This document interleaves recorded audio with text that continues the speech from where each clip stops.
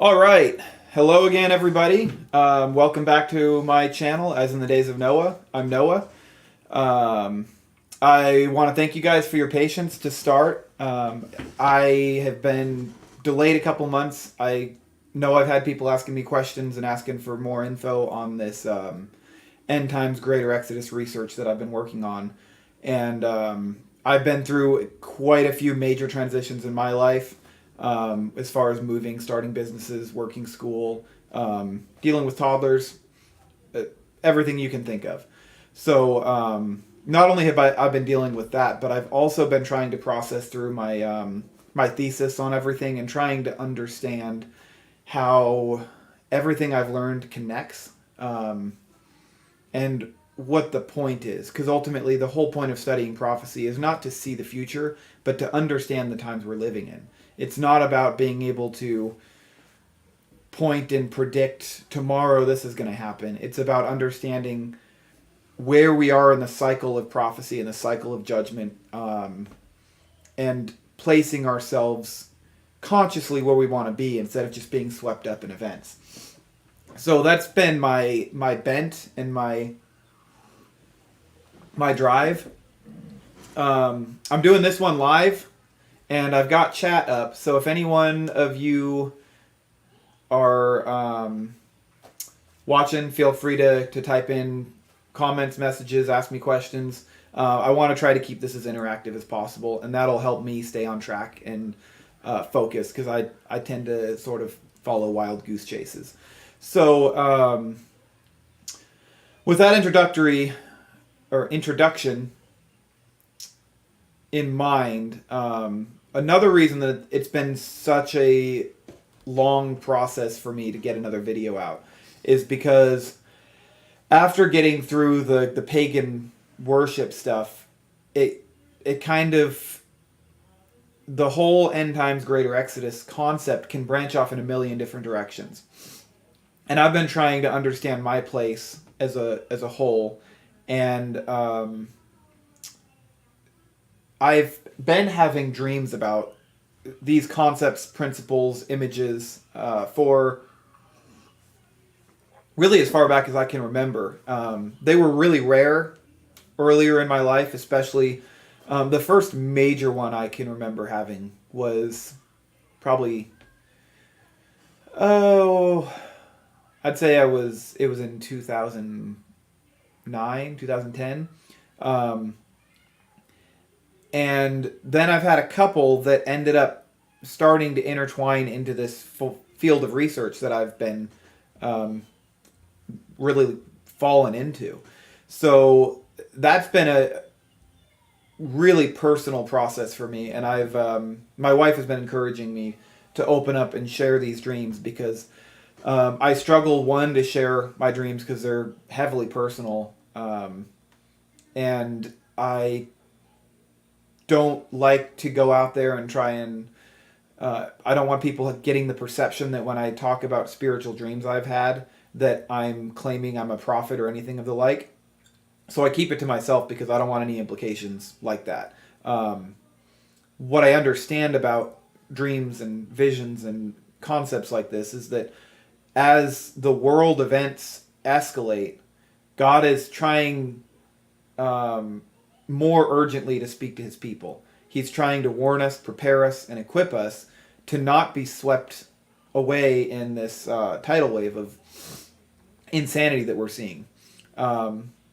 And so in that thread, I'm nothing special in the scheme of things when it comes to, we all are being equipped to use our gifts to prepare the body as a whole and connect with the body in order to survive the judgment that we're seeing the beginning phases of unraveling. So as I've started to understand that these dreams were not just for me, but as a whole to paint pictures for the body of believers, Israel, Christianity, Judaism, really anyone that's interested is part of that grand plan. So the pictures I've been getting were for encouragement for me in that period, but they also have been building on each other to start painting a picture. So I'm going to get into some of those dreams. I was going to leave them alone, but my wife encouraged me to share them because they tie so heavily into this greater Exodus end times field. So with that, when I was having these dreams, I'll give you one last little tidbit. I was in the Navy, and I was completely alone. My family's in Missouri, so obviously I didn't see them. And I was just praying heavily that God would show me where I fit, where I belonged, and really who I was. So these dreams were the first breadcrumbs where God was actually answering my prayer and slowly explaining and showing me who I am. So the first dream that I had in this thread, I'm not going to share a whole bunch, but there's a couple that all just sort of intertwine as I've come to understand things. So the first one was me and a whole bunch of men on this fleet of Viking ships, and we beach in front of this giant red walled city, and we land our ships on the beach, and it's the middle of the day, so the archers are all on the wall watching us, waiting for us to attack. And I remember the intentionality in the dream was we were there to take that city. But we also knew that we couldn't take it. We didn't have we were missing something. So we all, like, without saying a word to each other, we all just sort of like spread out and scattered and just kind of started like humming around looking for something, but we didn't know what we were looking for. It was just searching. And so in the dream, I ended up going around to the back side of the city. And behind the city was this just huge group of empty tents. Just in the desert, on the sand. Just completely empty tents. And not your modern tent, but more like a biblical Middle East type tent. But there's this whole city of empty tents, and me and all these other men start going through these tents and opening flaps and looking for something, again, not knowing what it is. And I don't even know how many tents I searched, but I open one flap, and in the center of the tent, sitting cross-legged on the floor, is Yeshua, or Jesus, just waiting. And there's nothing else in the room with him, just him. And I was really struck by the fact that he was wearing all black. He was wearing a black turban, black robe, black pants, black shoes or sandals. I don't remember what he had on his feet, but I digress. And he doesn't say a word. He's just waiting for us. And so I call all the other men and tell them, hey, I found him. And they all start coming into the tent. And they form a circle around him and start asking him questions. And when I had this dream, I think I was, maybe 19 or 20. Didn't know squat. So I just remember sitting and listening to all of these older men ask him questions. And they're asking him questions that are in the Bible, like things like, do we need to wear seat, or tassels? Do we need to wear head coverings? Do we need to do this? Do we need to do that? And he just keeps going, no. And I was really confused by this for a long time because they kept asking him these things that are written about, and he's like, no, that's not important. That's not important. It's not important. And I never asked him any questions in this dream, but I just listened. And then at the very last moment of the dream, I get sort of downloaded with the plan that the next step is to throw grappling hooks over the back of this wall and climb up it. And that's where the dream ended. Nope. Stay out. Stay out. Honey, can you come get him?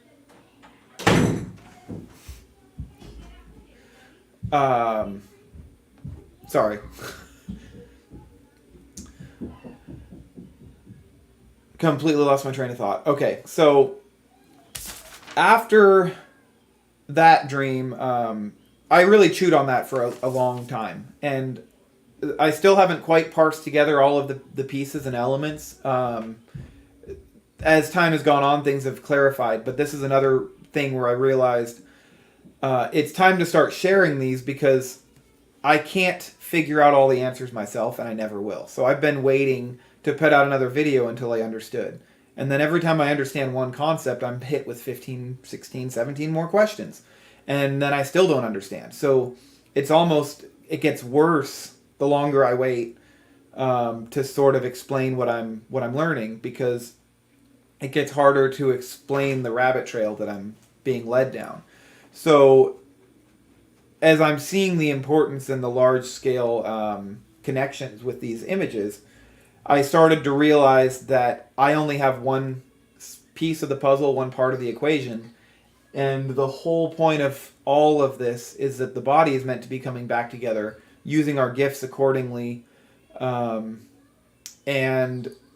essentially amplifying each other. And so I present what God has shown and taught me, and then someone else takes that and applies their gift to it, and they apply their gift to me, and we all interact and reinforce each other, and iron sharpens iron. But if I'm keeping everything internal until I understand it, then I miss the entire point.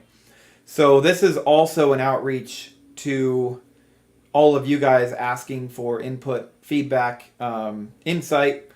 If any of you have had similar dreams, similar connections, similar thoughts, or if anything just resonates, I want feedback so that we can start understanding what's happening on a grander scale with the whole body of believers. So the next dream I had, this was at least 6 years after this first dream. This one was about 2016, 17, give or take. And I was standing out in this field, sort of amongst this old ruins. And it's an old, like, stone city that's all overgrown, and the houses are all falling apart. There's this huge wall that's broken down in the center, so there's two portions of it on either side. And in the middle, there's just a stair-stepped, collapsed-in part of the wall that you can just climb up either side of it. And it's broken down all the way to the ground where it meets in the middle.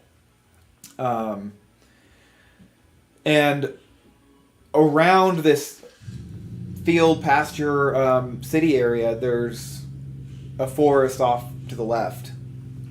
And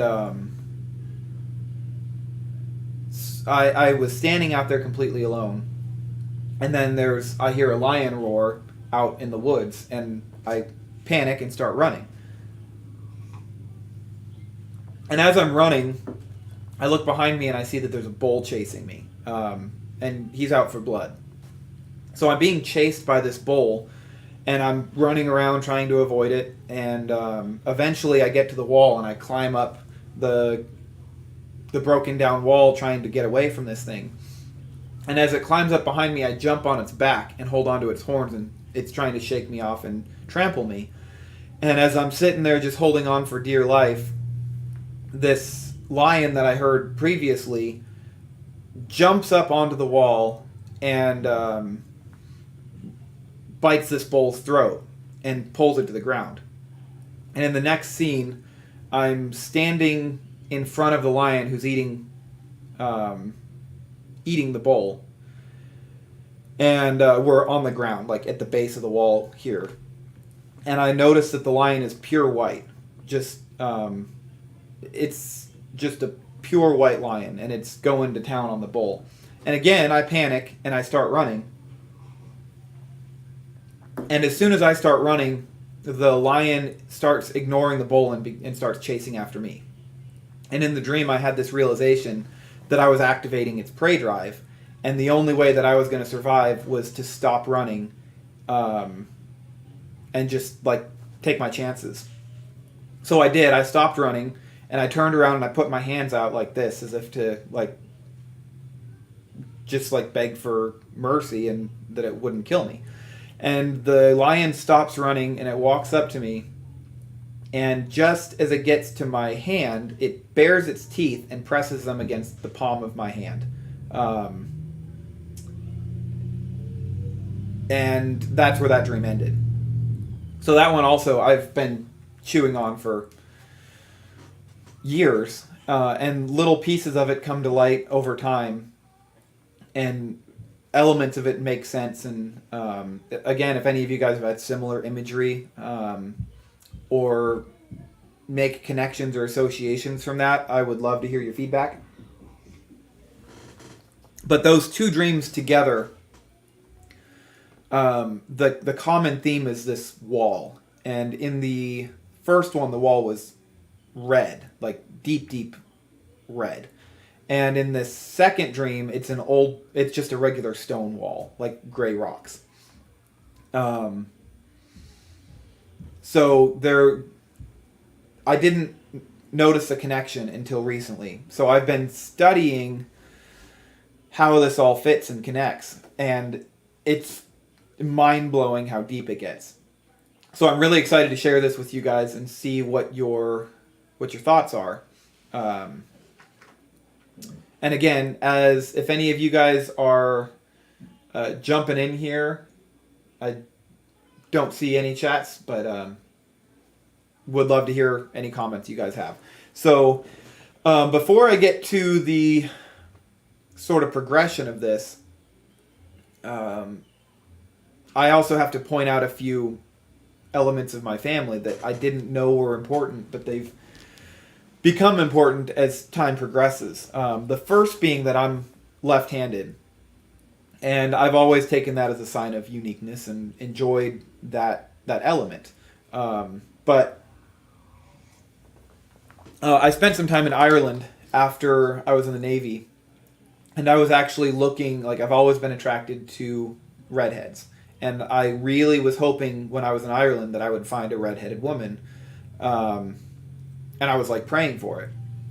Didn't find one there, but when I came back home to Missouri, I ended up meeting a girl who's a redhead, who's left-handed as well. And we joked about it when we were dating, and it was just kind of a funny quirk that we thought was fun.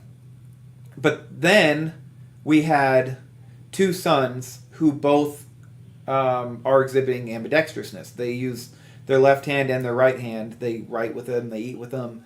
And it hasn't gone away as they've started to get older. They still use both of their hands, primarily left. So then I started to look up the genetic potential of that, and the chance of having a left-handed child when both parents are left-handed is only about 25%.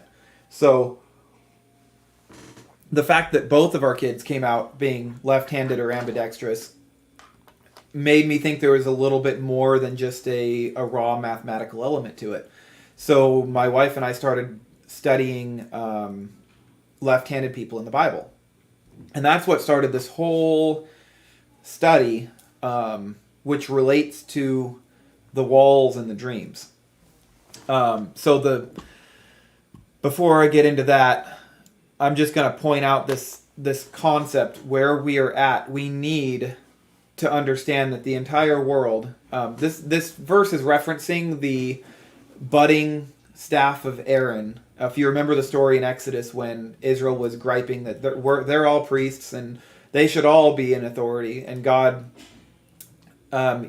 made Aaron's rod bud with almond blossoms, which is symbolic of Jesus, and ripe almonds to prove that his authority was from God.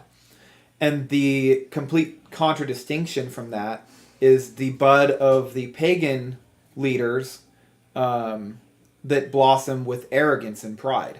And if any of you guys have been looking around at the world, you're seeing all of your leaders are budding with arrogance. They're showing that they weren't really shepherding. They're watching out for their own people, their own families, their own authority, their own everything. And this goes into religious leaders, governmental leaders, pretty well across the board. And not just in America, worldwide, all of the leaders are budding with arrogance and they're taking away freedom from the people. So that as a very broad placemaker for prophecy lets us know that we're starting to move into the judgment phase, which I'll continue to prove out. After this video, I'm sort of intertwining the pagan abominations and then the tribes of Israel, which are meant to be a contradiction to this pagan worship, which is why it was such a frustration for God when he sent them into Canaan to wipe out that worship, and they became it instead and then spread it to the world. So they actually became part of the problem. But in order to understand the distinction between Goshen and Egypt, you have to understand what Egypt stands for with their gods, and then you have to understand what the tribes stand for. The tribes meaning the whole of Israel, not just physically but spiritually. The church, the Jews, even atheists who have that spirit to chase after truth. No one's really left out in this this spectrum. It's really anybody who wants to be part of the covenant. Israel is the ark, and everyone just gets grafted into that ark concept. But we're all taught that the physical seed of Israel was dispersed and will never be found again. But it's important to draw a distinction where anybody can become spiritual Israel, but there's also a physical bloodline that was lost and prophesied in the end times to resurge and refine themselves.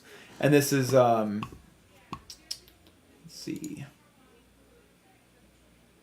if I can find it. There we go. I'll just draw this connection here before I move forward, where when the 144,000 are sealed, the angel says, "Do not harm the land or the sea or the trees till we put a seal on the foreheads of the servants of our God." Then I heard the number of those who were sealed, 144,000 from all the tribes of Israel. It doesn't say that they're assigned a tribe here. It says that they were sealed from the tribes, meaning God knows your identity even if you don't. And even if we are intermixed with 100 different lineages, he can decide to activate a specific trait, specific tribe that he wants to amplify at any point. So I think the distinction here needs to be made where when he's sealing people, they were from those tribes. They weren't assigned a tribe. Where, again, you can be assigned a tribe. There are many accounts biblically of people joining Israel. For instance, when Israel left Egypt, they left as a mixed multitude, but that mixed multitude all became Israel. So I think the important part is the tree of Israel was cut down, and before anybody can be grafted into the tree of Israel, it has to have a trunk to be grafted into. So I think the sealing of the 144,000 is to give the nation something to come into, something to join. So anyway, that's a part of the identity picture. So drawing out the left-handedness, this led me to study all the left-handed men in the Bible. And there's not that many accounts. So follow me with Judges 3, when in the time of the Judges, the children of Israel served Eglon, the king of Moab. And Moab means sifting, or basically who is your father. It's the place where your God is chosen. Do you serve Satan or do you serve the Father? And they're one of those nations that God uses to sift and decide who they serve. So when the children of Israel cried out to God, God raised up a savior for them, Ehud, the son of Gera, the Benjamite, a left-handed man. And I used to read this story as a kid and always resonated with this guy, because it's not often that you have left-handedness mentioned. And so when you have a character like this as a left-handed boy, I just latched onto that identity and thought, oh, that's pretty cool. I like this guy. So I'll travel back to this verse in a little while, but continuing on the left-handed rabbit trail, in Judges chapter 20, this is at the point of the Israelite-Benjamite war. Benjamin would not listen to the voice of their brothers, the children of Israel. They gathered themselves together out of the cities of Gibeah. Gibeah, in some of the later videos, I'll get into the geographic locations and some of the prophetic elements. It's wild. But they went to fight Israel. The children of Benjamin were counted on that day out of the cities, 26,000 men who drew the sword, in addition to the inhabitants of Gibeah. The inhabitants of Gibeah, who are counted 700 chosen men. So Gibeah, the city within Benjamin, specifically had 700 chosen men who were left-handed. Every one of them could sling a stone at a hair and not miss. So there's your second association with Benjamin and left-handedness. And in this instance, the entire town of Gibeah seems to have been left-handed. And they're the crack troops. They can't miss with a sling. The men of Israel, besides Benjamin, were counted 400,000 men who drew sword. All these were men of war. Now, if you remember, this is wild. Israel here had 400,000 men. Benjamin only has 26,000. And they went out twice. And the Benjamites wiped the floor with them until God told Israel how to create a trap for them. But 26,000 men going up against 400,000 Hebrews. And Benjamin is just demolishing them. That'll come back around later. When you get to David in 1 Chronicles chapter 12, it refers to the 600 men who came to David at Ziklag, while he was banished from the presence of Saul, son of Kish. They were among the warriors who helped him in battle. They were armed with bows and were able to shoot arrows or to sling stones right-handed or left-handed. They were relatives of Saul from the tribe of Benjamin. Okay, so this is the only 3 times left-handed or ambidextrous people are mentioned in the Bible. And every single one of them specifies that they weren't just left-handed, they were left-handed from the tribe of Benjamin. And then specifically from the city of Gibeah. So it's once is totally coincidental in my book. Twice is starting to form a pattern. And 3 times, prophetically, that's a 2 or 3 witnesses confirms a matter. So there's no other account of any left-handed people. So once I made this connection, I sat with this and chewed on it for months, really, trying to decide if I had enough evidence to associate with Benjamin. And that's when, let me see. So I just kind of started digging on Benjamin. Because I thought, okay, there's an association and there's a rabbit trail. I'm an intel guy.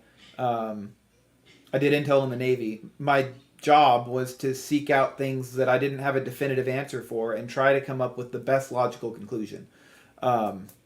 So that's what I did with this Benjamin rabbit trail. I went, okay, let's follow it. So I went to Abarim and looked up the meaning of the term, or the name Benjamin, which is son of my right hand or son of the south. And the son of the south really, really confused me for months. I mean, I chewed on this for months trying to figure out, okay, I understand son of the right hand kind of, but why son of the south? What's the connection there? And let me see.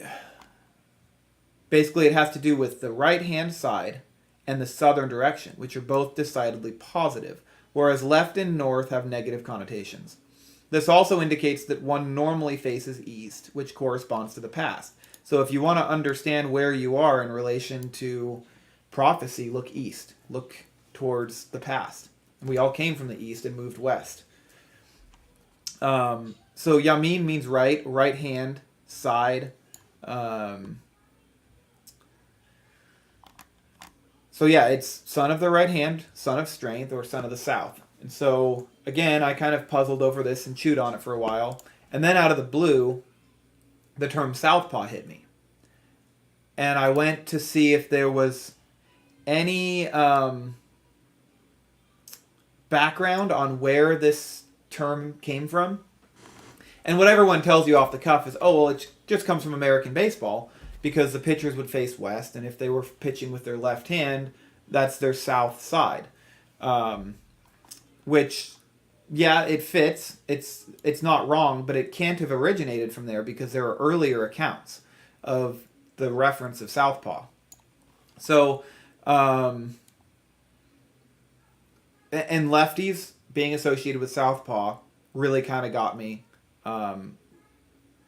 as well. So the origin in boxing, you see that all the time. People talk about it quite a bit. Can't be, there's earlier accounts. There's early 1800s. I'll just skip to the oldest one that I know of. June 30th of 1813. And this is it's in a publication. So this isn't just a random person who made it up. It's a publication who's carrying on this principle, or I guess understanding. He holding up the tickler in the right paw between the ceiling and the floor, and with the south paw pointing to the bow, vow. I have no idea what they're trying to say here. So if anyone has an interpretation, but anyway, the south paw was used. The earliest reference we know of is 1813. So once we know that every biblical account of a Benjamite is a left-handed man, specifically warriors, and imbued within the name Benjamin is son of the south, left-handed men, southpaws. Like the association is kind of building itself, and you guys will have to let me know if you think I'm grasping at straws here. Once I parse everything out, because having an intel brain, sometimes you have to come to conclusions that you don't quite have solid evidence for. You just kind of go, I don't have conclusive evidence. I can't prove this, but this seems to be the most logical assumption based on what I know. So that's kind of where I am on this. Moving forward, let's see. So that's when I started to associate this book. A good friend of mine, Scott, gave me, Judah's Scepter and Joseph's Birthright, or should I say lent me. I've held on to it probably longer than I should have. But within this book, he's essentially tracing, this is by J.H. Allen, published in 1917. This is an old book. And he traces historically the lineages of the 10 tribes of Ephraim who got sent to Assyria.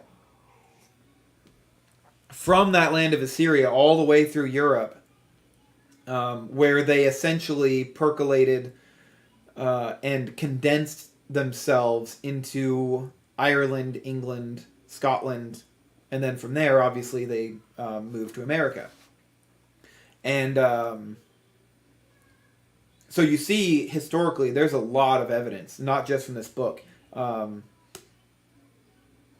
but more information is coming out all the time that's proving that the lineages of Israel moved all the way through Europe, and just like the prophecy says, Joseph will push the nations to the ends of the earth.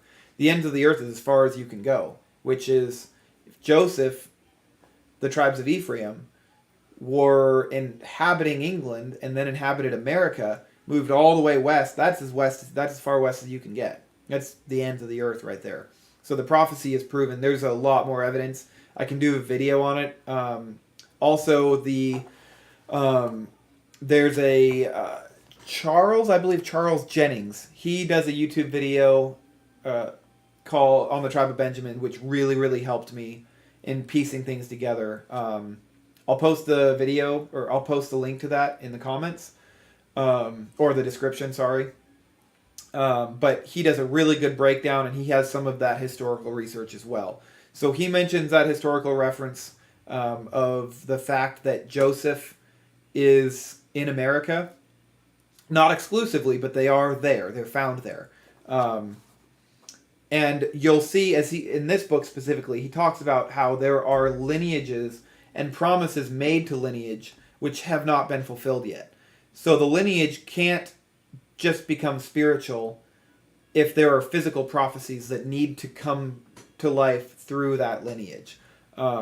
Just like the prophecy of Jesus had to come through that lineage of David. The exact same way. It can't just be a spiritual lineage. It has to be both. So as I'm reading this book, he's tracing these birthrights, the inheritance, the lineages of Israel through history. And it's amazing stuff. But something really jumped out to me. I'm just going to read you a few phrases from this. And I'm going to butcher the Gaelic. So don't hate me. He's referring to the prince in the Bible story as given in Ezekiel's riddle. He's called the young twig, the highest branch of the high cedar. And after Zedekiah's sons were slain, it was not possible to find a prince who was eligible to sit on that throne unless he belonged to the line of the scarlet thread. For the other line, from which Christ came, was with the Jews in Babylon. Backtracking just a tiny bit to give you some context on this scarlet thread. There's essentially a breach. Early in the line of Judah, there's a series of twins that are born. This is in Genesis, I forget which chapter, where a set of twins is born, and the first twin sticks his hand out, and they put a scarlet thread on his finger to establish that he was the firstborn. And then he pulled his hand back. And then the other child came out first. So the scarlet threaded son, his hand came out first, but he wasn't born first. So the inheritance went to the other son. But Pharez was that scarlet threaded child in the tribe of Judah. Pharez means breach. So there was a breach made in the royal lineage of Judah. And when I read this, it hit me immediately because my dream was about that city that was broken down and a wall with a huge breach in it. So as I'm reading about this, and it's going to connect more, it gets crazy. This line of the breach is a scarlet thread, and it literally runs through the whole Bible. If you remember Rahab and the two spies, she let a scarlet thread out of the window. Every year at the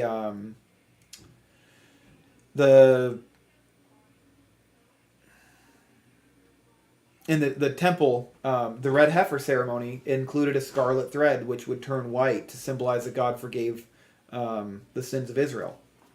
And according to the Talmud, actually, that scarlet thread stopped turning white after Jesus' death and resurrection. And it really freaked the Jews out. To me, that sounds like God saying, this sacrifice isn't accepted anymore. Because it's been completed. But I'm getting off track here. The breach, the line of the breach. He goes into, follows the bloodline through the genealogy to William the Conqueror of Ireland. And I won't name all the names. But then he starts talking about, hence the children of the red branch. They must have belonged to the scarlet thread branch of the royal family. So the other twin that was born second. The Milesian records also call them Curaith na Cruab, or Curaith na Cruabruad. Again, I'm butchering that, I know, but I apologize. the important part is what that translates to: Knights of the Red Branch.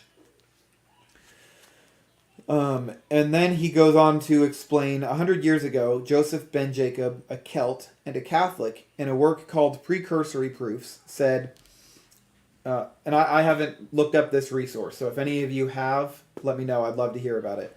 Among the 5 equestrian orders of ancient Ireland was one called Crabruad, the Red Branch. The origins of this order was so very ancient that all attempts at explanation have hitherto failed.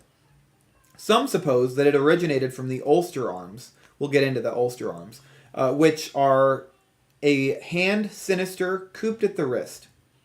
But these admit that in such case it should be called the Crobruad, or the bloody hand. What this man was really proving was that the Hebrew and Egyptian origin of the Irish Celts, but he was applying all the evidence that he found to Joseph, knowing nothing of the story of the breach in the royal family of Judah, and the exaltation of the Scarlet Branch, who landed in the plantation of Ulster. Otherwise, he would have known where to place the meaning of that insignium of the red or bloody hand, cooped at the wrist, with a scarlet thread which found its way into the royal arms of Ulster. The prophet Nahum, while speaking of the excellency of Israel, says, "The shield of his mighty men is made red. The valiant men are in scarlet." And then he goes on to explain the scarlet is the characteristic color of the English army. Rant continues, the scarlet thread. He goes into the X of Scotland within the Scottish there we go, insignium. And this is where, again, I apply my personal family heritage, because as I'm reading this, I go, oh my goodness, this is wild. My family crest, which has that red right hand specifically, that's going to be important, and a Viking boat. And then you've got your Irish clovers, but then you also have that X, which allegedly, according to him, was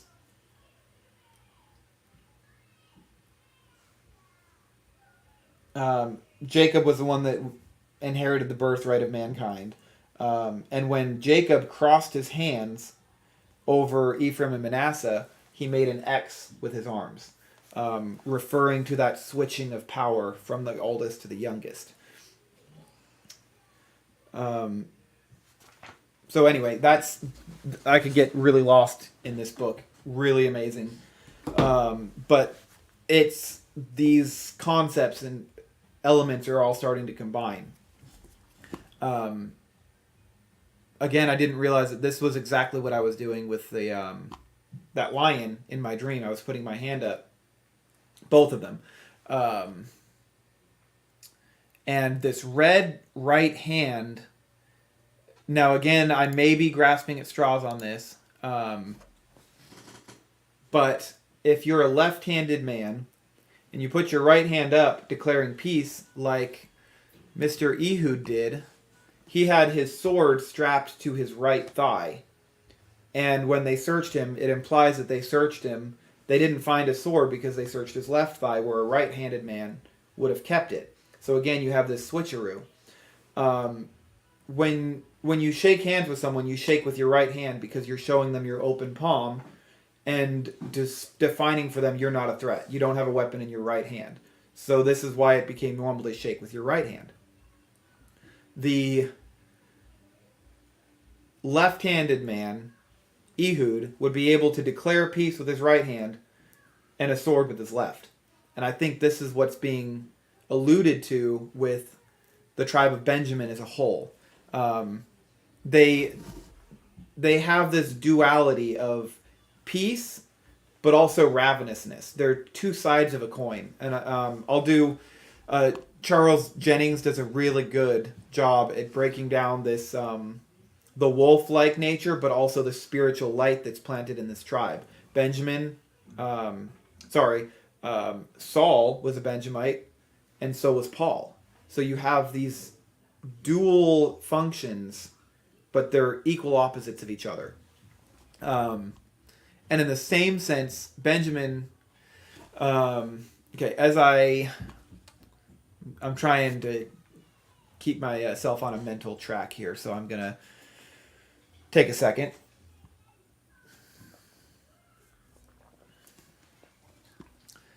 So this is where I started to connect my family, not only my crest, but the name McHugh, which in Irish or Gaelic means son of Aod, which unfortunately is a fire god. But it means fire in Gaelic. So I don't think it necessarily has to be the god of fire, but that was one of the allusions made in that family name.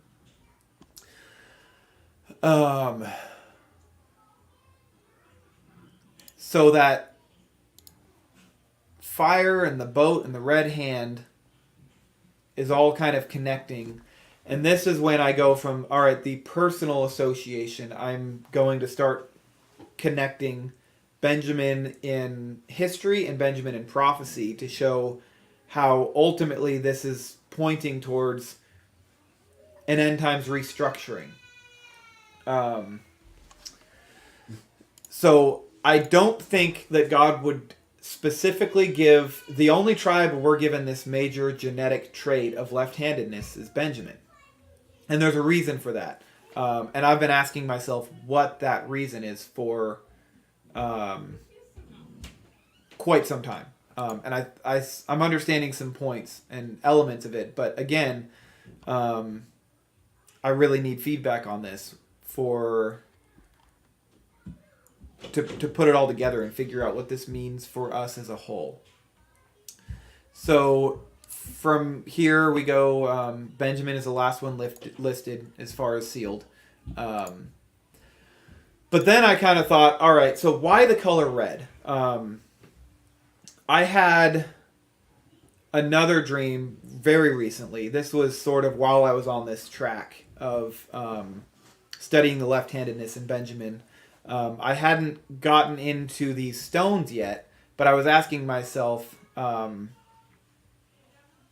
the left-handedness, the red hand, Benjamin, what it means, all of that. And I had this dream where, as a little bit of context, if you see above me there, I bought a family sword, just a sword with some imagery that I wanted as a sort of a depiction of my house. So I got my family crest on it, and I put a couple emeralds on it and a lion's head. It's not a...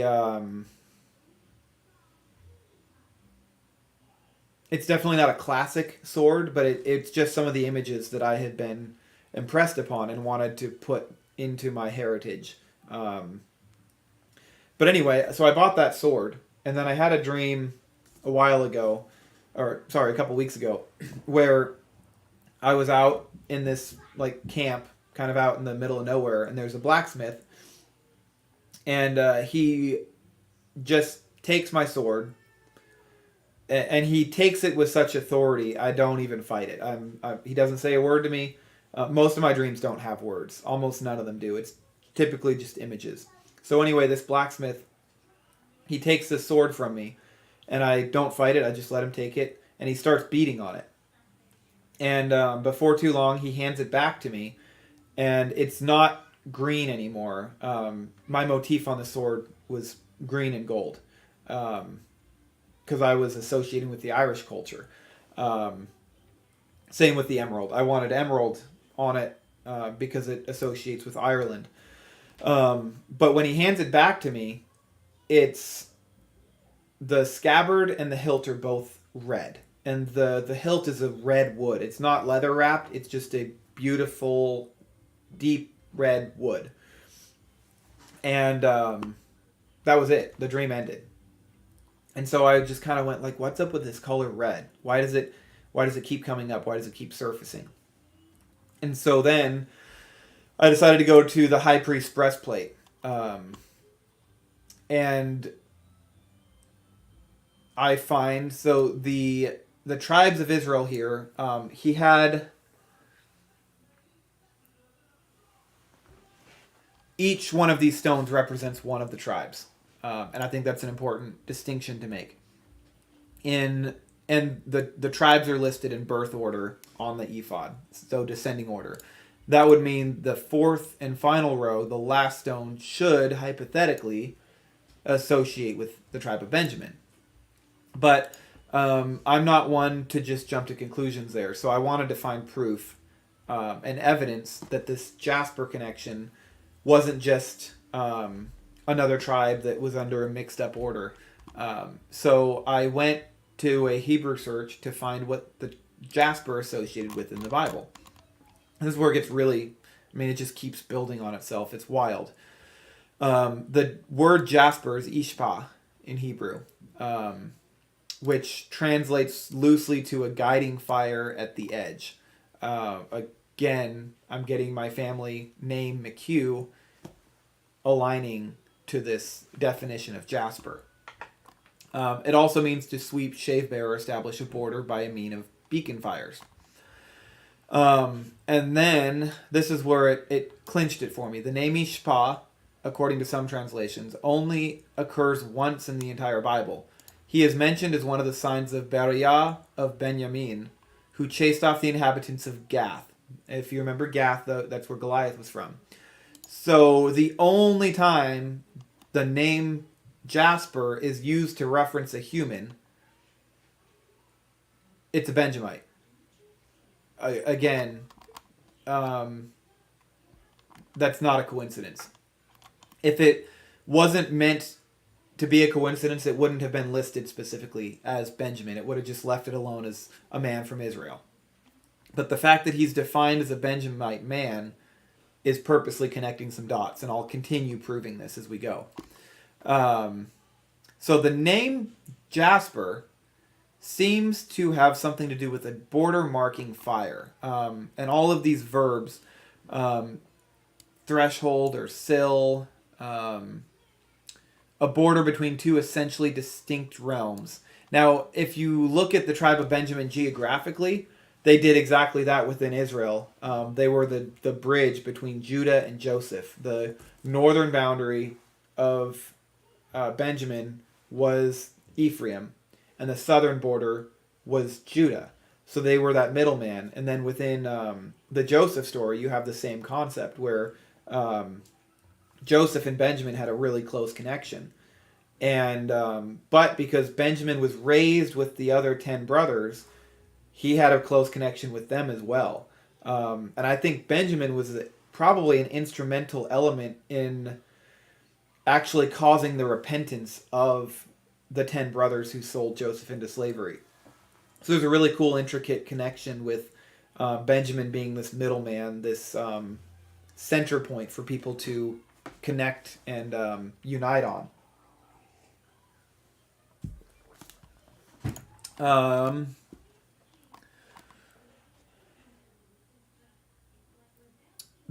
From the latter comes the verb shapat, which describes some kind of setting or placing just outside the realm of civilization, usually by means of a ring of conspicuous guiding and protecting fires. Proverbially, both the contagious and the extremely poor, and of course the shepherds, their flocks, and wild animals abided in the dark side of these fires. This is the principle that Jesus or Yeshua is relating to when he talks about those who are left out in the outer darkness. He's not he's essentially going, if you don't want to be with me and my people, then stay out in the dark. That's fine. But his people, Goshen, will have light. And this is the first Exodus and the second greater Exodus are associative. The prophetic connections and parallels are everywhere. So the light will be within Goshen. Goshen will have light when Egypt gets dark. All kinds of end times prophecy about that light dawning. And Paul and the disciples, they specifically brought out this concept. Paul was a Benjamite, and he went, maybe this wasn't John.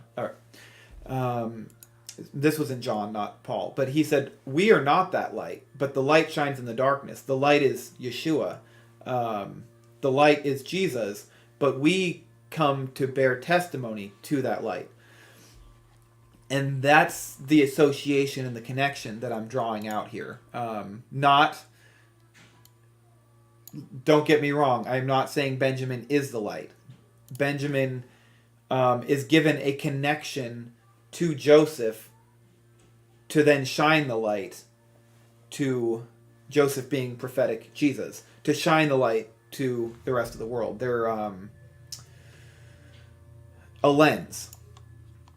So, moving forward, he will shine conspicuously. There we go. Again, Charles Jennings does a really good breakdown of this prophetically. Definitely check out his videos. It's amazing. It sped up my research project like by years, and it was he just produced this video, and it was perfect, like flawless timing for specifically for me. I'm not saying anyway. So here we get to jasper. This is what red jasper looks like. Here's some raw jasper, polished jasper. We'll get into this. But next we need to move on. Now that we've seen that Benjamin is definitively associated with jasper,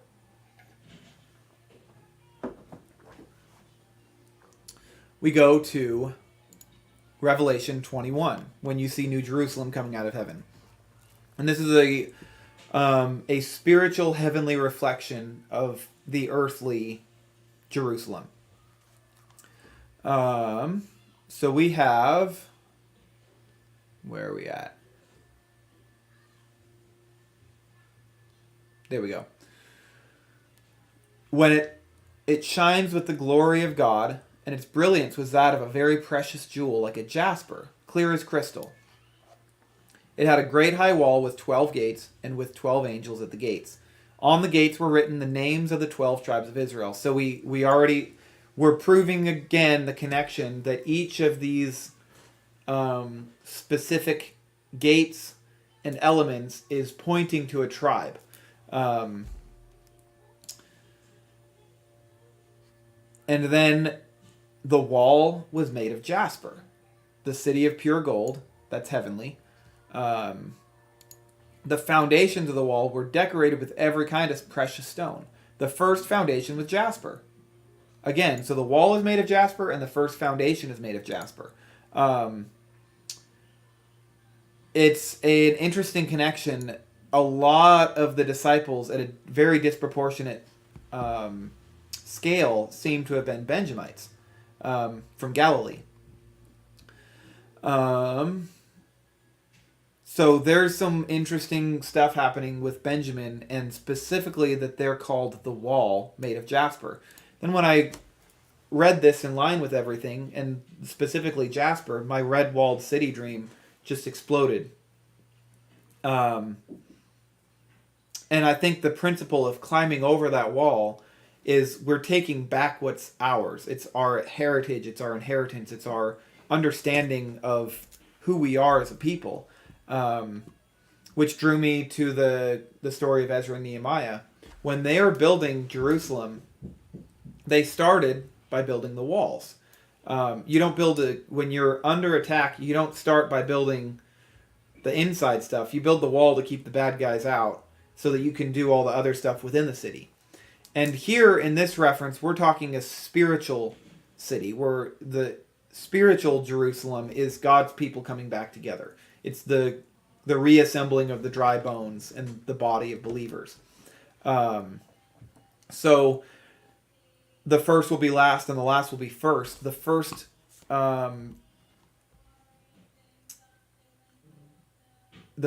jewel listed in the wall of New Jerusalem is jasper.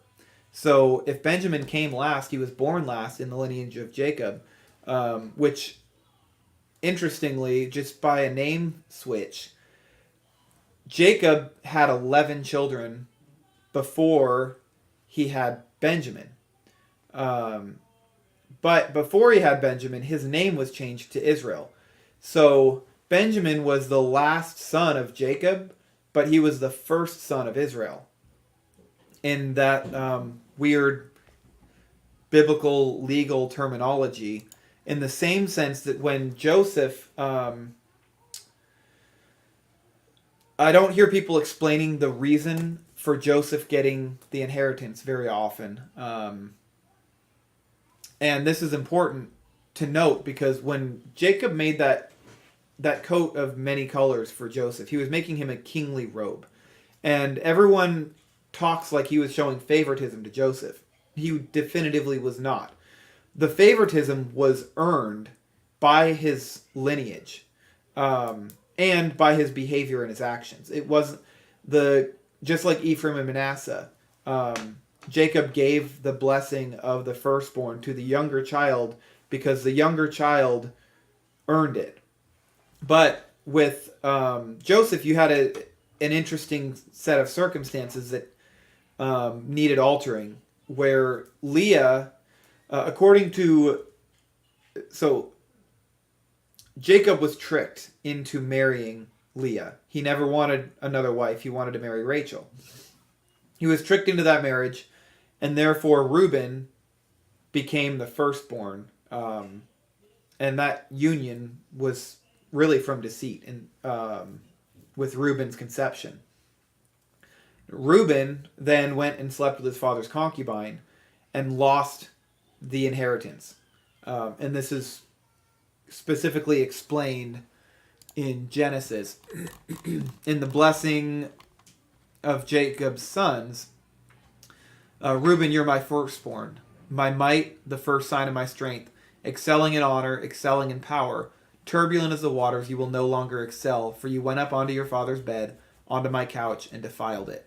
You will no longer excel. He's not passing on the blessing of the firstborn.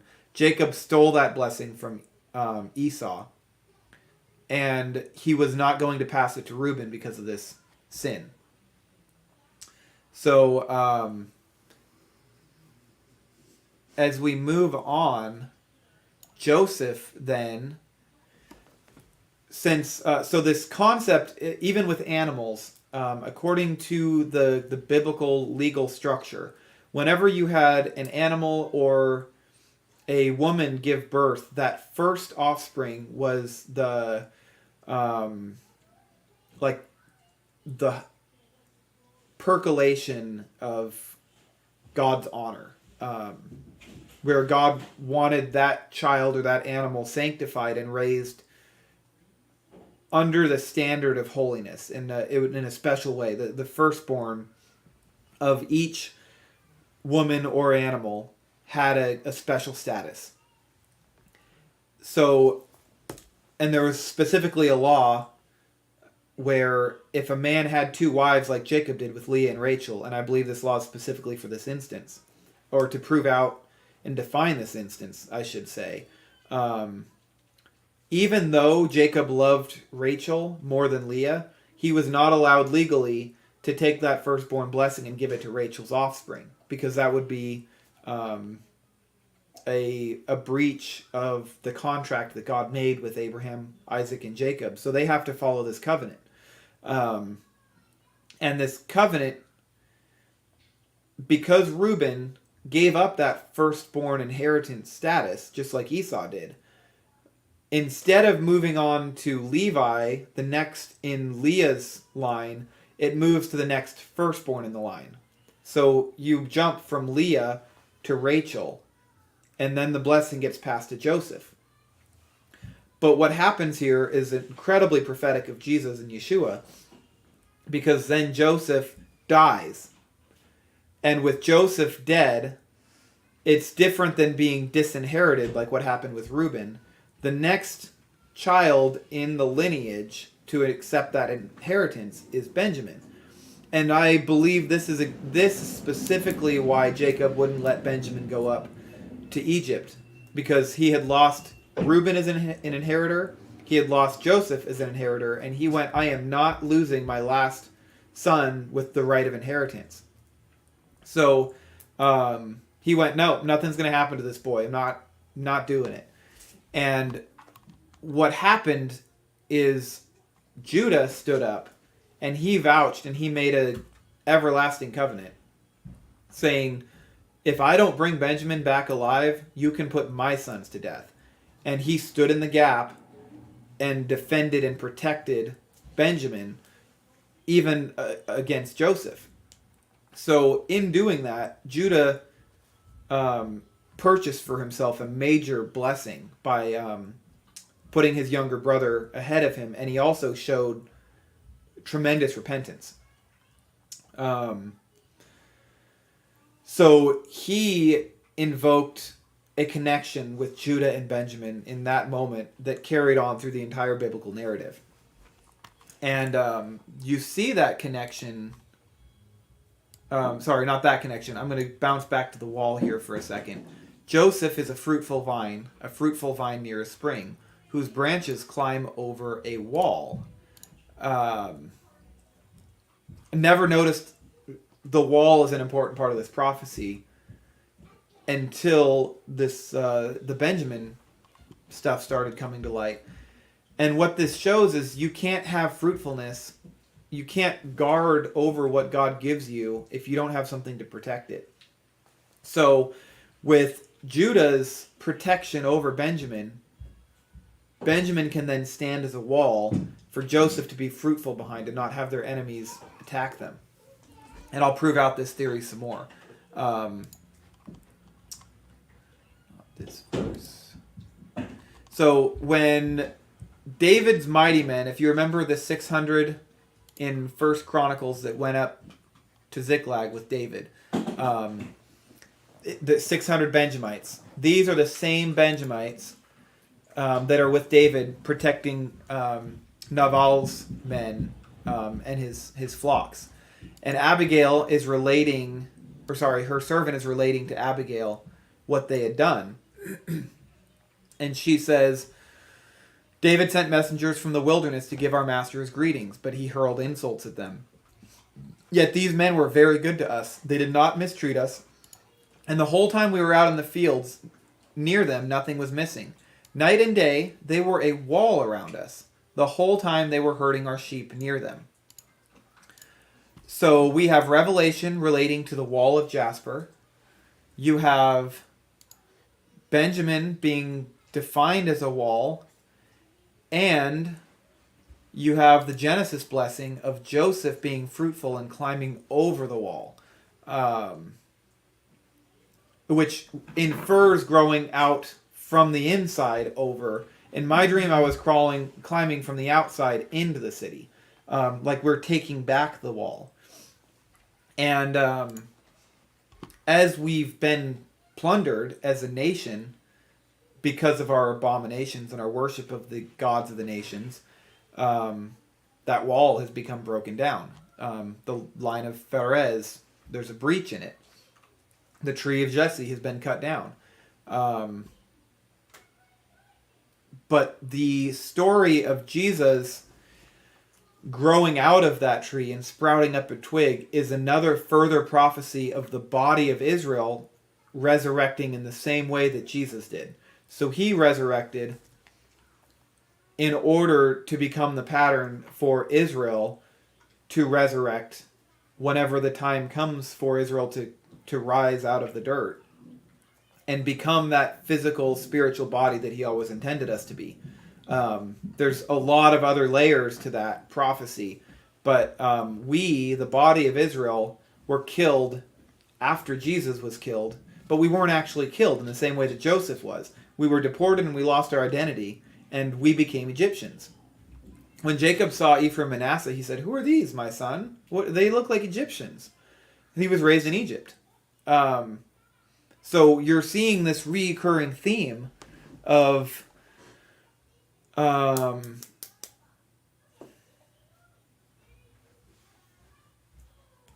Joseph integrating with Egypt. And Jacob thought he was dead the whole time. But then the moment Joseph said, "I am alive," he introduced himself to his brothers. And he drew all of Israel to Egypt. And from there they spread out.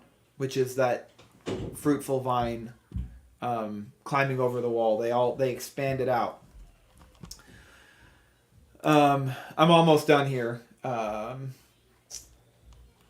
So following the contracts, what I've learned about the Bible is it's not really, it has stories in it, but the purpose of the stories are to show the ledger of all of the most important transactions made on earth. So the ledger book is about the deed of the earth, which is pulled out in Revelation, and that's when the seals start breaking. Satan offered Jesus all of the nations of the earth, and he had the right to give them because he owned them. And he was trying to offer them to Jesus so that he wouldn't have to go through the death process to inherit those titles. So he has the deed to the earth, had the deed to the earth. The whole end times prophecy is about Jesus in the prophecy of Ben Yosef buying all of the earth for Pharaoh, the father, and saving his people through it.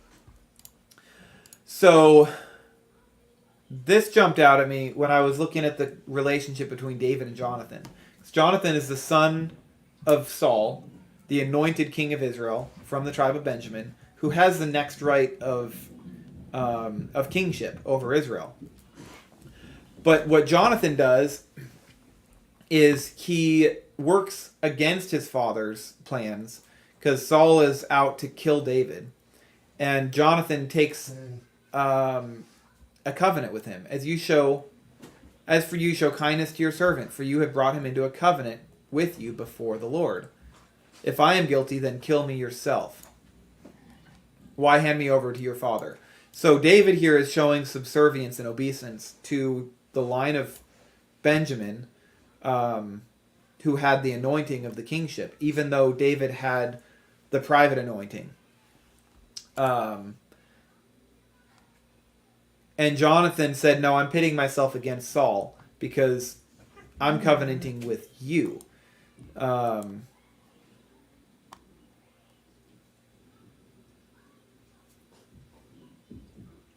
So he creates this covenant. If my father intends to harm you, may the Lord deal with Jonathan, be it ever so severely. If I don't, let you know and send you away in peace. But show me unfailing kindness like the Lord's kindness as long as I live, so that I may not be killed. And do not ever cut off your kindness from my family. Now this is an end times prophecy that Jesus is going to be reinforcing and advocating for. Not even when the Lord has cut off every one of David's enemies from the face of the earth. So Jonathan made a covenant with the house of David. Not just David, the house of David. Saying, may the Lord call David's enemies to account. And Jonathan had David reaffirm his oath out of love for him, because he had loved him as he loved himself. And then later on, after this account, Jonathan answered, David earnest... Oh, sorry, wrong. He wanted to go to Beth. I just wanted to point out Bethlehem. We'll do another video on the history of Bethlehem and all these places. But when Jonathan says to David, go in peace, for we have sworn friendship with each other in the name of the Lord, saying, the Lord is witness between you and me, and between your descendants and my descendants forever. Then David left, and Jonathan went back to the town. So if Yeshua's from the house of David, and he has affirmed a covenant with Jonathan, I think it was in the next chapter or somewhere around here. I thought it was in this one. But when Jonathan takes this oath, in I think it's in the Chronicles account, Jonathan gives David his bow, his sword, and his robe, which is symbolic of his kingship and his right to rule Israel. So then when these Benjamites follow David into the wilderness, they're not only... they're Benjamite men following a king from the tribe of Judah. They have left the inheritance of the tribe of Benjamin. They can't get an inheritance from Saul. Saul's going to try to kill him now. They're fighting for the underdog. And they are dead set and convicted that David's line is meant to inherit and rule Israel. And this is prophetic of Jesus and Yeshua and the whole of the world. So what these Benjamite men did was, the 600 men that vouched for David is the direct counter to the 600 men that survived the Benjamite war from the whole Gibeon account. So you have evil on one side where only 600 survive, but in this point you have 600 Benjamites who put their lot in with the underdog, who is being chased by the king of Israel, who's their own family, um, and that earns the tribe of Benjamin a place of protection under the king of the house of David. So when Yeshua claims his inheritance and his right to rule, when he took his life back in his own hands, he claimed that rulership, and that opened up the covenant between Jonathan and David for all of his descendants to claim and associate with. So Benjamin being made into the wall is specifically for the protection of the rest of the tribes to have something to gather behind. It's a line of defense that can't be broken because Yeshua himself has promised the protection of the descendants of Jonathan. And you see the story of Ishbosheth and David confirming that covenant with him later on. And Ishbosheth was a lame man.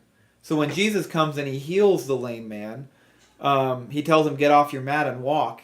I believe one of the parallels and prophetic pictures, thematic pictures of him healing that lame man was healing Jonathan's offspring so that they could do what they were meant to do and inherit that defense of Jerusalem.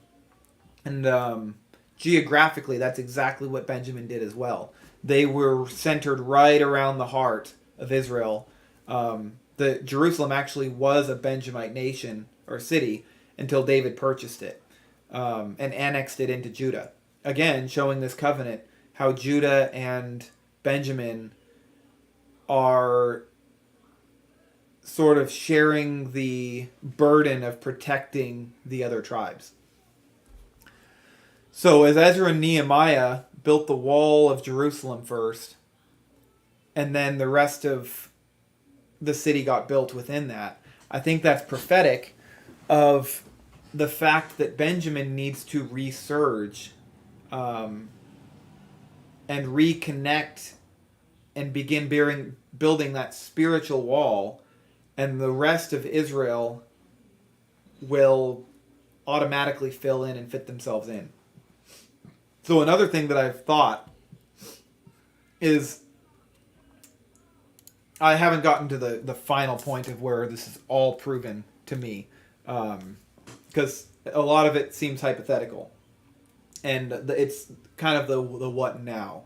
What's the point? And that's still what I'm trying to figure out. Again, I'm sharing all this stuff with you, and I'm trying to compare notes and figure out, since we know all of this, what is it we do? How do we build the wall? How do we spiritually build Israel back when the structures of our systems are all meant to disinherit us? And that's not just Israel. Everyone has been disinherited. No one has their family land.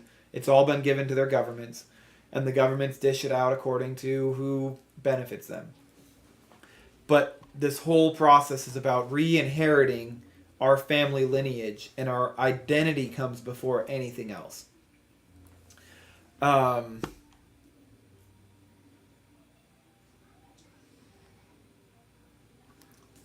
So in connecting all of the dots, as I was reading and studying the Jasper connection, this is where I realized I had to put this information out. Because what happened was absolutely mind-blowing. I still don't even quite believe it myself. My family and I, my wife and kids, right before Passover this year, we were down in Cape Girardeau, Missouri. And on the way down there, we drove over, it was about a 4-hour drive from where we live. And all of the rivers and streams and creeks were muddy and nasty and gross. And as we were driving over there, we drove over Big Springs, which was a huge contradiction. And it was just this beautiful turquoise blue-green water. And I had been wanting to do another baptism for myself before Passover as just as I start to understand the spiritual implications of the baptism in the mikveh and how it's a recurring cycle, thematic element in the Bible. Anyway, so I'd been wanting to do that as we headed into Passover. And as we went over Big Springs, I thought, man, that would be a wonderful place to do a baptism. So on the way back, I just kind of tucked that away. On the way back, just as we were about to cross over the bridge over this river or spring, the kids started throwing a fit. And Anna was hungry, and so we went to get food right next to, there was a little pizza place there. And then we took them to the banks of the spring and let them play in the sand for about an hour and a half to stretch their legs. So while we're there, I did a mikveh or a baptism. And as I got out of the water, I had literally made the Jasper connection like 2 or 3 days before, and I was still chewing on it. As I get out of the water, I look down, and there are these red stones all like strewn everywhere. Like, I mean, I picked up as many as I could, and I thought, okay, no way this is Jasper, but it's a red stone, and I'm gonna do some research. So I started polishing it, and sure enough, red jasper all over the ground in this place where I just happened to drive over at that exact time where, I mean, it's just, I have piles of this stuff. And I've already given away some of my good specimens, but I'm polishing this up, and sure enough, I've even compared it with and asked for advice from a lot of rock hounds and rock identifiers, and they've all said that it's red jasper. And that, to me, cinches everything and says, this is important. Hi, buddy. Close the door. Close the door. Thank you. Close the door. Honey, can you get him?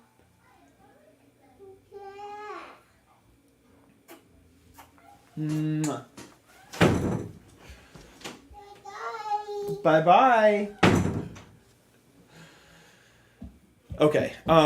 Yeah, so anyway, there's red jasper everywhere. Absolutely just strewn all over the riverbank. And the chance, I've never, ever run into a situation like that. And so that sort of lined everything out for me, and I went, all right,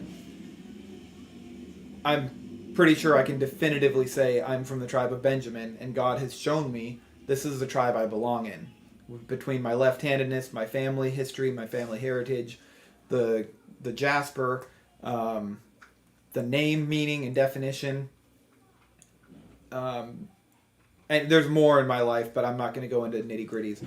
But so anyway, I've been thinking, if God is showing me my tribe, he's also showing all of you guys your tribe. At least, again, whether it's the tribe he's grafting you into or the tribe that you have a physical lineage to, doesn't matter. It all just matters that we end up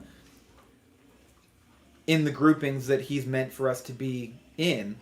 And each of the tribes had a specialization. They had a function and a job and a goal. And if we all carry out our function, we'll be successful. So where I've been struggling is in the fact that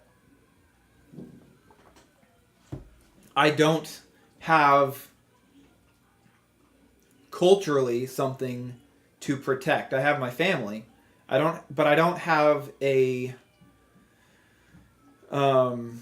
my function is to guard, my function is to protect and to watch over and keep enemies out so that Joseph, the people that I'm protecting, can flourish and do what they do. So until we start connecting to each other and identifying how our function works in the grand scheme of things, we'll never be fully satisfied or fulfilled. So if God has been telling you all through images or concepts or principles, he speaks to everyone in different ways. If he's been telling you what tribe you fit into, we should all collectively start digging into these tribes and figure out how we all intertwine and interconnect. I'm dead sure that the time for us, God is waiting on us to act as a people. Jesus is waiting for his bride to make themselves clean and pure and to become part of the body. The bones have to come together for a body to come together to be a bride, for him to announce and enact the new covenant. And this is what's happening. As the world enacts their plans, God's enacting his plan over here. And it's much quieter and much more peaceful and much more fulfilling. So that's sort of the lineup on Benjamin. I have a lot more, but I don't want to drag this out for too long. I also have a lot more dreams that relate to our general collective direction and the contradistinction between the abominations of the nations and Israel. But I'll hold those for another time. I would love to hear you guys' comments, feedback, whatever you got. I'm not here to try to teach anybody. I'm here to explain what I've been shown so that we can all connect and teach and learn from each other. So thanks for listening, and I look forward to hearing you guys' feedback. Thank you.